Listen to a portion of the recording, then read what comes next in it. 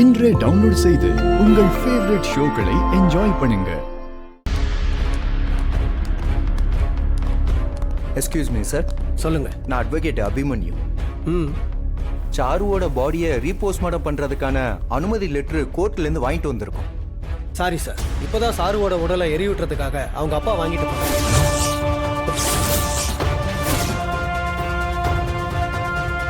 Case முடியறதுக்கு முன்னாடி பாடியை கொடுக்க கூடாதுன்னு உங்களுக்கு தெரியாதா டாக்டர்?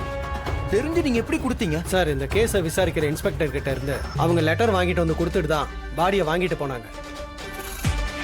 ஒரு நிமிஷம் இருங்க.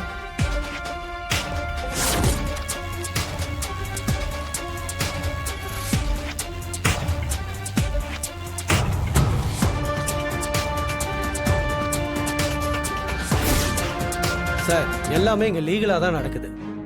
அதனால தான் சார் நான் பாடியை கொடுத்து அனுப்புனேன். ரீபோஸ்ட்மார்ட்டம் பண்ணாதான் இந்த கேஸ்ல இருந்து உண்மையை கண்டுபிடிக்க முடியும். இப்போ என்ன பண்ண முடியும்? சார், அவங்க பாடியை எரிக்கிறதுக்குள்ள நீங்க போய் கேப்சர் பண்ணாதான் முடியும். வேணா நீங்க சீக்கிரம் போய் அதை தடுத்து நிறுத்துங்க. Okay sir, thank you. வாங்க சீக்கிரம் போலாம். ஓகே.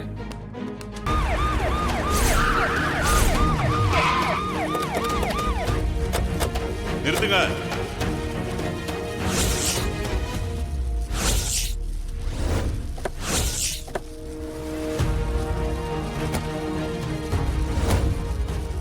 என்ன சார்? இந்த பொண்ணோட உடம்ப ரீபோஸ்ட்மார்ட்டம் பண்ண சொல்லி கோர்ட்ல இருந்து ஆர்டர் வந்திருக்கு.